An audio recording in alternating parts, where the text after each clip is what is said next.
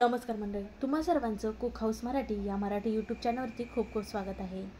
तर हो, आज आपण करत आहोत कुरकुरीत अजिबात तेलकट न होणारे डाळवडे. अगदी करायला सोपे आणि चवीला म्हणालात तर एक नंबर. हे डाळवडे करण्यासाठी ना इनो किंवा सोडा किंवा कुठल्याच पिठाचा वापर केलेला नाही, तरीसुद्धा किती खुसखुशीत आणि कुरकुरीत झालेत बघू शकता. व्हिडिओ कुठे स्किप न करता शेवटपर्यंत बघा. चला तर मग वेळ न करता आजच्या व्हिडिओला सुरुवात करूया. सुरुवातीला ना आपण एक मोठा बाउल घेऊयात आणि एक छोटा बाउल घेतलेला आहे, म्हणजेच की त्याने आपल्याला ही घेतलेली चणा डाळ मोजून घ्यायची आहे. तर एक वाटी भरून इतकी चणा डाळ घेतली. काही जण ह्याला हरभऱ्याची डाळ सुद्धा म्हणतात. आता घेतलेली चणा डाळ आपल्याला स्वच्छ 2 ते 3 पाण्यातून धुवून घ्यायची आहे. चणा डाळ खराब होऊ नये ना म्हणून ह्याच्यावरती औषधाची फवारणी केलेली असते.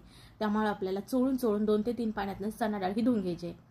आता धुतल्यानंतर स्वच्छ साधारण 1-1.5 ग्लास इतकं पाणी घालूयात आणि याच्यावरती झाकण ठेवून आपण ही डाळ ना 2 तासासाठी भिजत ठेवूयात. तुमच्याकडे वेळ नसला ना तर 1 तास भिजत ठेवला तरी सुद्धा चालेल. आता आपल्याला लागणार आहे ही सालासकट असणारी मुगाची डाळ. तर इथं अर्धी वाटी इतकी मुगाची डाळ घेतली, कारण 1 वाटी आपण चणा डाळ घेतली का नाही, त्याच्यासाठी अर्धी वाटी मुगाची डाळ घ्यायची. आता इथं मी सालासकट मुगाची घेतलेली आहे डाळ. तुम्ही जी पॉलिश केलेली डाळ असते ना पिवळी, ती घेतलात तरी सुद्धा चालेल. ही मूग डाळ सुद्धा ना 2 ते 3 पाण्यातनं स्वच्छ धुवून भिजण्या इतपत पाणी घातलेलं आहे आणि याच्यावरती झाकण ठेवूयात आणि ही सुद्धा 2 तास भिजत ठेवणार आहोत. आता 2 तासानंतर बघा छान प्रकारे मूग डाळ इथं आपली भिजली गेलेली आहे. बघा हाताने अशी तुटली पाहिजे, अशी भिजली पाहिजे. तुमच्याकडे वेळ कमी असेल 1 तास भिजत घातलात ना तरी सुद्धा छान प्रकारे भिजते बरं का. तर हे वडे तुम्हाला सकाळी करायचे असतील ना तर डाळ रात्रीच भिजत घालू शकता, किंवा संध्याकाळी करायचे असतील तर डाळ मात्र सकाळीच भिजत घालू शकता. पण इथं माझ्याकडे वेळ कमी असल्यामुळे ना इथं फक्त मी 2 तासच ही डाळ भिजत घातली. आता डाळीमधलं आपल्याला पाणी मात्र संपूर्ण गाळून घ्यायचं आहे. खाली एक भांडं घेतलं, त्याच्यावरती चाळण ठेवून ही ना डाळ छान प्रकारे अशी गाळून घेतलेली आहे. जी आपण भिजवलेली मुगाची डाळ होती ना ती सुद्धा ह्याच्यावरती घालूयात, म्हणजे ह्याच्यातलं पण जे पाणी आहे ना ते निथळलं जाईल म्हणून. तोपर्यंत तुम्ही मला सांगा, तुम्ही आपल्या चॅनलला सबस्क्राईब केलं की नाही? केलं असेल तर ठीक आहे, पण नसेल केलं तर पटकन सबस्क्राईब करा बघू, म्हणजे पुढील येणारे साधे सोपे छान असे व्हिडिओ तुम्हाला पाहता. आता बघा ही चाळण उचलून ना दुसऱ्या एका बाउलवर ठेवलेले आहे, कारण अगोदरचं जे भांडं होतं ना त्याच्यामध्ये पाणी होतं. मग ही पाण्यामध्ये डाळ भिजत असल्यामुळे ना ती चाळण दुसऱ्या बाउलमध्ये ठेवली 1-5 मिनिटासाठी, म्हणजे त्याच्यातलं पूर्णपणे पाणी हे निथळलेलं आहे. आता ह्या डाळीना आपल्याला मिक्सरच्या भांड्यामध्ये घालून वाटून घ्यायचे आहेत, कमीत कमी पाण्याचा वापर करून. भरड अशी वाटायची आहे, एकदम पेस्ट झाली पाहिजे असं काहीही नाहीये. बघा इथं तुम्हाला दिसतच असेल, पाण्याचा एक थेंब सुद्धा न वापरताना ह्या डाळीना आपल्याला अशा भरड वाटून घ्यायच्या आहेत. आता इथं फक्त मी चणा डाळ आणि मूग डाळ ह्याचा वापर केला. तुम्ही ना ह्याच्यामध्ये उडदाची डाळ वापरू शकता, मसूरची डाळ वापरू शकता, म्हणजे तुम्हाला कुठल्या डाळी आवडतात ना त्या तुम्ही वापरू शकता. इथं माझं छोटं मिक्सरचं भांडं असल्यामुळे 2 बॅचमध्ये थोड्या थोड्या घालून डाळी वाटून घेतल्या आणि थोडीशी चणा डाळ न वाटता बाजूला ठेवली. आता ही कशासाठी तुम्हाला पुढे सांगतेच. ह्या डाळी वाटलेल्या ह्याच्यापेक्षा मोठ्या वाटायच्या नाहीत बरं का, नाहीतर वडा आपला चिरला जाईल, छान अशी बाइंडिंग येणार नाही. ह्या पद्धतीचंच वाटून मिक्सरला डाळी वाटत असताना ना वाटल्या जर जात नसतील तर त्याच्यामध्ये 1 किंवा 2 चमचा इतकंच पाणी वापरा, ह्याच्यापेक्षा जास्त पाणी वापरू नका. आता बघा बाजूला थोडीशी चणा डाळ ठेवली होती, मिक्सरला न वाटता ती चणा डाळ घालून घ्यायची. भरपूर असा 1 वाटीवर इतका बारीक चिरलेला कांदा घालून घ्यायचा. 4 हिरव्या मिरच्या बारीक चिरून घेतल्या, त्या घातल्या. भरपूर अशी कोथिंबीर घालायची. आता घालूयात चवीप्रमाणे मीठ. तर साधारण अर्धा चमच इतकं मीठ घातलेलं आहे. त्याचबरोबर आता आपण घालणार आहोत जिरे. तर जिरे इथं अर्धा चमच इतके घातलेले आहे. आपण चणा डाळ वापरली की नाही ती पोटाला बाधायला नको म्हणून ह्याच्यामध्ये पाव चमच इतकं हिंग घातलेलं आहे. त्याचबरोबर अर्धा चमच इतकी धना पावडर आणि अर्धी वाटी इतकं तांदळाचं पीठ घेतलं. त्याच्यातलं पाव वाटी इतकंच पीठ घातलेलं आहे. नंतर आपण लागलंच तर वापरणार आहोत. तांदळाचं पीठ वापरल्यामुळे ना ह्या वड्यांना छान अशी बाइंडिंग येते, त्याचबरोबर वडा आपला छान कुरकुरीत असा होतो. मूग डाळ घातल्यामुळे ना हा आपला वडा छान चविष्ट लागतो. त्याच्यामुळे थोडी घावी ना ह्याच्यामध्ये मूग डाळ तुम्ही घालाच, किंवा तुम्हाला नुसते चणा डाळीचे हवे असतील तर तुम्ही चणा डाळीचे सुद्धा हे वडे करू शकता. आता बघा हे मिश्रण मला थोडंसं ओलसर वाटतंय ना, म्हणून उरलेलं जे पाववाटी इतकं तांदळाचं पीठ होतं बघा ते संपूर्ण इथं वापरलेलं आहे. आणि छान असं सगळ्यांचा एकजीव आपल्याला हातानेच करून घ्यायचा आहे, म्हणजे सर्वजण छान असे ह्याच्यामध्ये मिसळले जातात. मला हवं तर तुम्ही वड्यांमध्ये अर्धा चमच इतकं लाल तिखट, पाव चमच इतकी हळद वापरू शकता, पण त्यांनी ना आपले काळसर असे वडे दिसतात म्हणून इथं मी वापरलेलं नाही. आता छान सर्वांचा एकजीव झाल्यानंतर आपण ह्याचे वडे करून घेणार आहोत.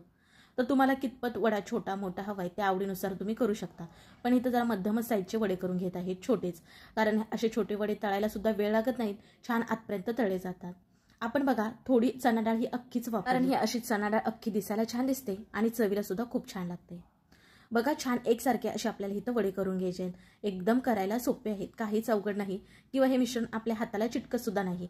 बघू शकता, तुम्हाला आता इथे व्हिडिओमध्ये दिसतच असतील. आता एक एक करून इथं अर्धेच वडे करून घेतले, साधारण 6 इतकेच वडे केलेत. आता हे आपण वडे तळायला टाकूयात, तोपर्यंत ना दुसरे मी वडे करून घेणार आहेत, म्हणजे ना हे आपले वडे तळले जातील. तळायला थोडासा वेळ लागतो.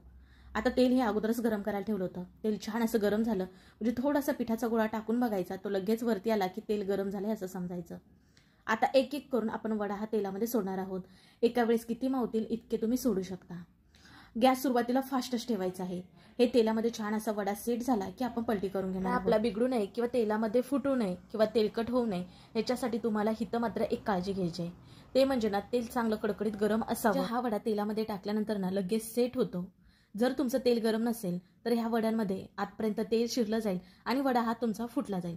त्याच्यामुळे तेल गरम असावं. तेलामध्ये वडा सेट झाल्यानंतरच ह्याची बाजू पलटी करून घ्यायची. आता गॅस मध्यम तो बारीक ठेवायचा आणि छान कुरकुरीत हे वडे होईसपर्यंत आपल्याला तळून घ्यायचे आहेत. बघा, कलर जरी तुम्हाला वरून आलेला दिसला असला तरी सुद्धा आतून ना हे वडे कच्चे असतात, कारण जरा जाड असल्यामुळे. त्यामुळे ना आपल्याला जरा हे वडे तळायला वेळ लागतो. आता दोन्ही बाजू छान अशा तळून झालेल्या आहेत. अलटी पलटी करून जवळजवळ एक 5 ते 6 मिनिटं लागतात हे वडे तळण्यासाठी मध्यम तो बारीक गॅसवरती. आता छान प्रकारे हे वडे तळले गेलेत. आता आपण तेलाबाहेर काढून घेणार आहोत. बघा, आता तुम्हाला इथं वरून बघूनच समजत असेल ते अजिबात तेलकट झालेले नाही. आपली पहिली बॅच तळूपर्यंत ना उरलेल्या पिठाचे सगळे वडे करून घेतले. आता एक एक करून ही दुसरी बॅच आपण तेलामध्ये वडे सोडून देणार आहोत आणि छान प्रकारे हे तळून घेणार आहोत. बऱ्याच वेळा बेसन पिठाचे भजे किंवा बेसन पिठाचे वडे हे खाल्ला असाल. आता एक एक करून आपण वडा हा तेलामध्ये सोडणार आहोत. एका वेळेस किती मावतील इतके तुम्ही सोडू शकता. गॅस सुरुवातीला फास्टच ठेवायचा आहे. हे तेलामध्ये छान असा वडा सेट झाला की आपण पलटी करून घेणार. आपला बिघडू नये किंवा तेलामध्ये फुटू नये किंवा तेलकट होऊ नये याच्यासाठी तुम्हाला हिथं मात्र एक काळजी घ्यायची आहे. ते म्हणजे ना, तेल चांगलं कडकडीत गरम असावं. हा वडा तेलामध्ये टाकल्यानंतर ना लगेच सेट होतो. जर तुमचं तेल गरम नसेल तर ह्या वड्यांमध्ये आतपर्यंत तेल शिरलं जाईल आणि वडा हा तुमचा फुटला जाईल. त्याच्यामुळे तेल गरम असावं. तेलामध्ये वडा सेट झाल्यानंतरच ह्याची बाजू पलटी करून घ्यायची.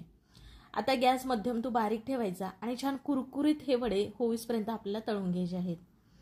बघा, कलर जरी तुम्हाला वरून आलेला दिसला असला तरी सुद्धा आतून ना हे वडे कच्चे असतात, कारण जरा जाड असल्यामुळे. त्यामुळे ना आपल्याला जरा हे वडे तळायला वेळ लागतो.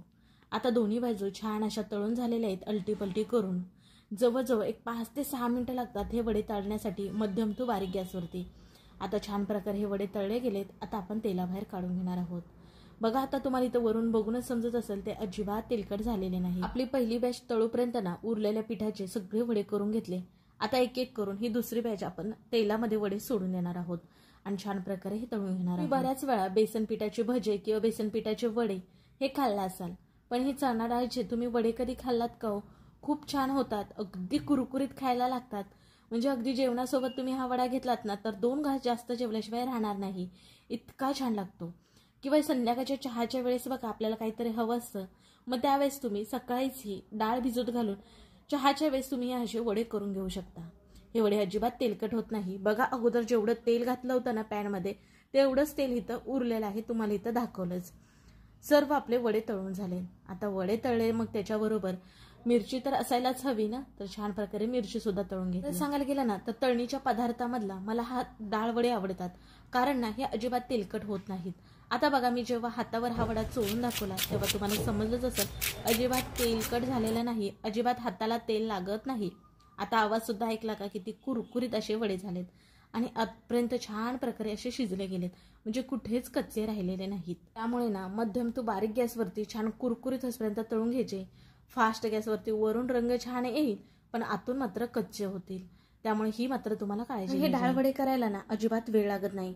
फक्त तुम्हाला पूर्वतयारी करायची, ते म्हणजे डाळी भिजत घालायचे. आता तुमच्या आवडीनुसार तुम्ही ह्याच्यामध्ये जास्त सुद्धा डाळी घालू शकता बरं का, आणि हे वडे करू शकता. अगदी छान कुरकुरीत क्रिस्पी होतात खायला. लहानांपासून मोठ्यांपर्यंत सर्वांना आवडतात खायला. नक्की एकदा मी सांगते म्हणून ट्राय करून बघा. कसा वाटला व्हिडिओ नक्की कमेंट करा. व्हिडिओ आवडल्यास लाईक करा, व्हिडिओ शेअर करा तुमच्या मित्र मैत्रिणी परिवारामध्ये, आणि हो, चॅनलला सबस्क्राईब करायला मात्र विसरू नका. मी आशा करते की आजचा व्हिडिओ आवडला असेल. चला मग पुन्हा भेटू नवीन एका रेसिपीमध्ये.